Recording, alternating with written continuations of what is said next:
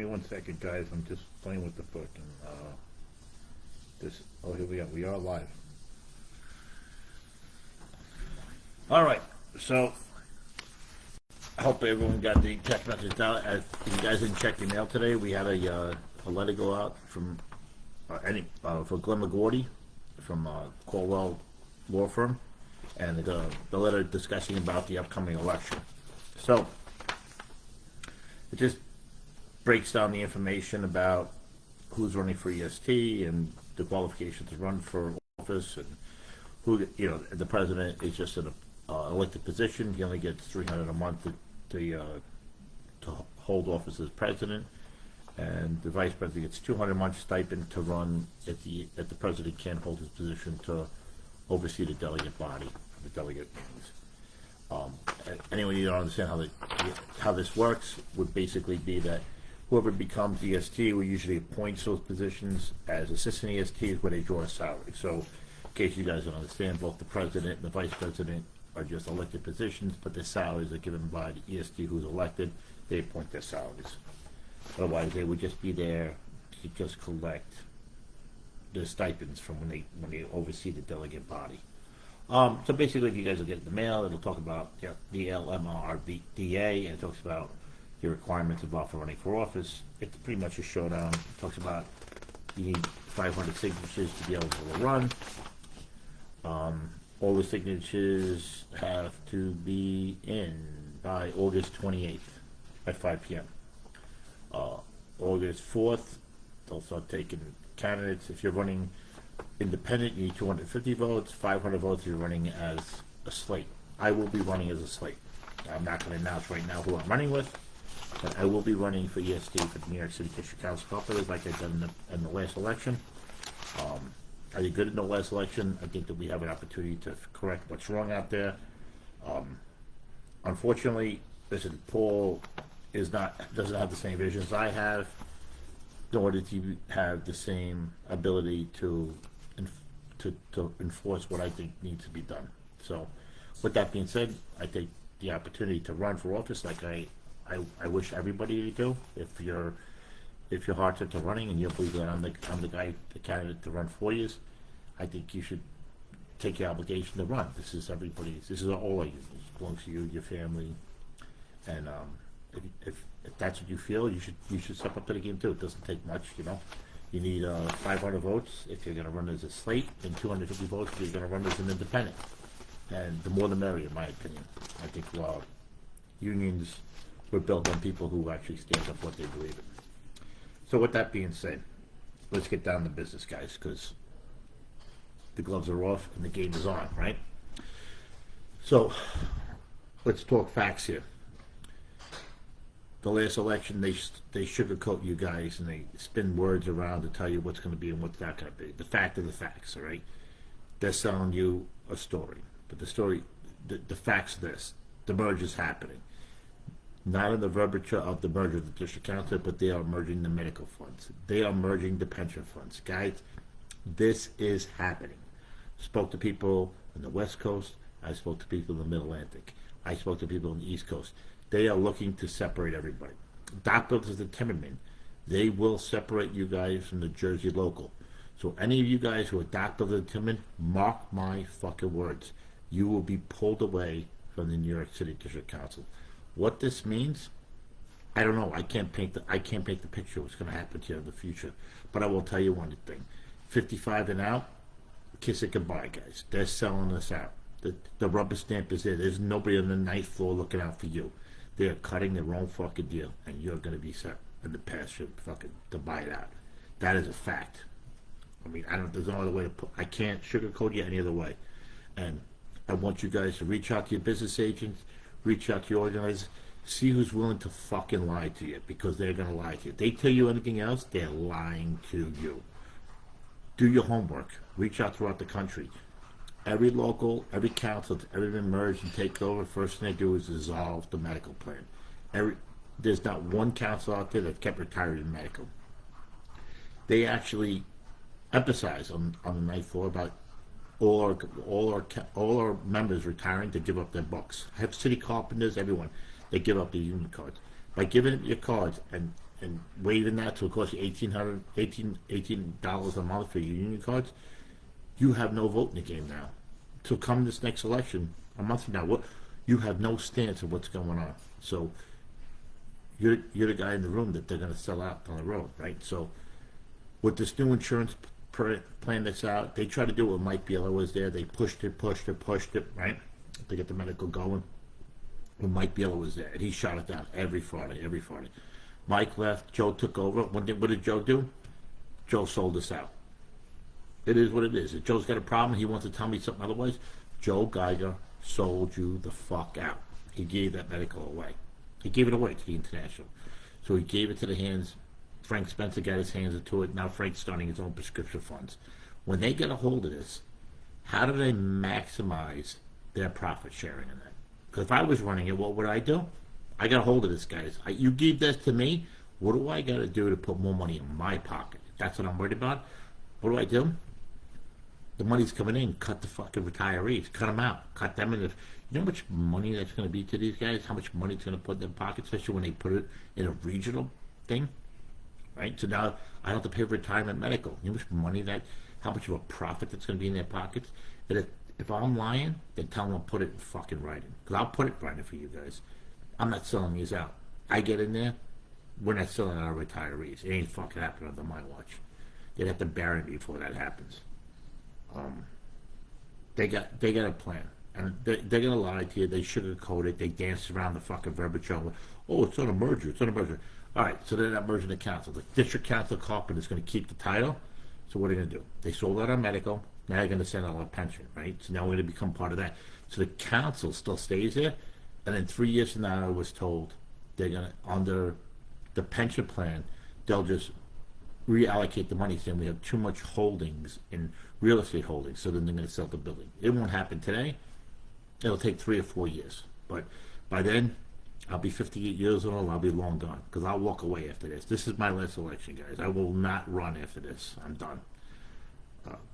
We have an issue out there, right? We have a problem with Dave Caraballoso and Paul with the school, right? Everything went down with that. That's under investigation. Will that become something? I don't know. I don't know what's going to be. Adam Hawkins, right? Adam Hawkins, listen, he's not a bad guy. He brings nothing to the table, in my opinion. He's not a bad person. He's not a vindictive guy. His family's got his own issue. He carries his 500 votes. I was told a long time ago by somebody from 1556 that his family and his relatives, people he put into place, he carries 500 votes. The last election shows you that, right? I got 11 votes at that local. He had 500 votes, and he's going to help bring Paul over the thing. Adam himself brings nothing to the table, right? They try to break this local. If the Adam Hawkins family had what it had to say in the union, they were advocates for LMA Carpenter. There's a reason why they're not in the union anymore, right? They resigned. They're not even here anymore, right? Why did they do that? Had they pulled off what they pulled off in the past, you guys wouldn't have 55 and out. You wouldn't have medical as retirees. So it's something to think about. But he's got that lock on his 500 votes, and he's going to back Paul because that's his angle. That's where he's heading. So, listen, if you guys want to back Adam and whatever your agenda is, and that's what you think you're going to do, believe me when I tell you, you see him for who he is. He's not standing up for you. He's not in the room to back you up in any way. He's riding his coattails of his father and his uncle. That's it. He doesn't have the balls to fucking stand up to Paul. Half the guys on that council don't. You got a guy like Tino. He walks around with his head between his fucking legs. The guy is fucking 6'3" and 325 pounds. He should be knocking people around down there, but he can't even fucking stand up for himself. So, we're in a tough situation, guys. People have to realize that there's families out there that count on this, right? So, it's gonna be a tough election. It's gonna get dirty, man. It's gonna get dirty. You think the last election was bad? This is gonna get really bad. I just know it. I can feel it. But I have a good group of people reaching out to me. I have a lot of people in the building who are not happy with the situation that's going on. A lot of people packed in and walked away because of what's going on. They know I'm right, you know. A lot of them are going to step up to the plate now, which I'm happy about because, their livelihood's not on the line anymore. And it takes a lot for people to step up to that. Me, I've always been the guy that, I'm not afraid. People used to tell me all the time, oh, you're a good shop steward. And my attitude in life has always been the same. I've never been afraid of losing my job by doing my job. And it's always the way I've been. Like, I had an issue with the city recently where someone said to me, "Oh, you carded people, you should mind your own business." You know what? It ain't gonna fucking happen, guys. 54 years old. If I think something's wrong, I'm gonna speak up. I'll let the chips fall where they may. It's just the way I've been. I just believe in it. So, but we have a lot ahead of us, guys. We have to fight with these contractors and these double-breasted companies, and we need someone on the ninth floor that's going to say enough is enough. I think in the candidates do it. I think I'm the guy that's going to say, stop the bullshit. All right. Someone's gonna make it happen. So you're gonna have people out there, and their agendas, they're bobbleheads, right? And you have to look past what the situation is. People are going to tell you, "Oh, we're good to go." They're going to sell you on what they believe is right because they have something to gain from the situation, right? So whether their wives or families have a job in the council, you learn throughout the years that there's a hidden agenda behind what their agenda is, right? And who do people actually care about the membership? I don't like the fact that the executive board gets voted in before we know the outcome of the election, which I think is very weird, right? So this is something built to the bylaws, which is very weird, right? Anyone who knows who runs an election, you run a ticket, so you're going to run a trustee, a warden, executives, whatever for the council. So when they get voted in by the delegate body, so they're on a ticket, right? But we don't vote on them as members, right? So the ballots go out. The only people on the ballot will be EST, president, and vice president. The rest of the people on that ballot will be voted in by the delegate body prior to the outcome of the election. So if let's say I won, Paul's guys would still get voted in, which is kind of a screwed up situation, right? Like if I took over the council, would you want me to have control of the entire council? It's kind of like, it's kind of like the president getting in and not having control of the House or the Senate. Same concept. You're giving it to the powers to be. So I don't know. I think it's a ridiculous thing that we vote that in. I brought this up to Glenn McGordy before. Obviously, fell on deaf ears. So they won again. They got that situation in place. So keep in mind, guys, if they get your delegate body gets to vote on who's that person in the room. Hopefully, the delegate body will see the writing on the wall and realize what's important. But unfortunately, a lot of them in the room were handpicked. They were put there for a reason. So we'll have to deal with that as we go in there. But listen, if I get in that room and I get on the ninth floor, we'll make a lot of changes and we'll make them quick. And we're gonna move very fast. We're gonna change things. We're gonna change the medical. We're gonna change a lot of things. We're gonna change a lot how we enforce the regulations of these PLAs, and we're gonna hold people accountable to do their jobs. That's all I'm asking for. Listen, if you're a council employee and you're working down there, I'm not asking if you have to do anything that's out of the ordinary, guys. Listen, you do your job, I got your back. All right, I'm not there to hinder you, to discourage you, to fucking make your job stressful. All I ask you to do is do your job. And if you can't do your job, we got a fucking problem, and I'll be the first one to call you out on it. But I won't embarrass you. I'm not gonna discriminate against you. I'm not gonna throw a chair at you. I'm just a guy that wants to make sure that I get up every morning, and my job every day I get up in the morning is to make sure that we control our jurisdiction, control our workforce, to make sure that my members are back to work and that they can support their family. And that's what I care about. And if you get between me and what I want to do, then I'm not going to stop. I'm going to come at you with everything I got. And, that's where I stand. So, listen, you're willing to come to me and talk to me anytime you want about it, but that's the way I feel. I don't have a father-in-law in the business. I'm not some fucking guy that's like blowing pool or walking around my hands and knees, walking around like a puppet. So that's never going to happen. Listen, I was offered jobs in that council back in the day. I turned them down because I was busy being a carpenter doing what I needed to do. I had to step up to the plate because I realized someone needs to do what needs to be done. So that's what I'm here for. I'm here for you guys, for the members, for your family, for your kids. This is what I'm here for. And I appreciate your support, for those who supported me in the last election. And we're going to step it up this time. We're going to really crank it up. We're going to I'm going to run fundraisers. I've already got people stepping out to me, people that ran major elections throughout the country that know amorisms. They're going to help me out with fucking campaign literature. So this is going to be a whole new game than what happened last time. Last time I did it on my own. I paid everything out of my pocket. I've never took a dollar from a single person running an annual election. I've always paid out of my pocket. But unfortunately, that's not going to happen anymore. We got to, I'm in a different ballpark. So we're going to do fundraisers, and I'm going to appreciate anyone that can help out in this election. We'll do some fundraisers, some bars, some restaurants. I got a buddy of mine who owns a deli and catering business. I'm going to set something up with him. Maybe we'll set something up to have some food for the members.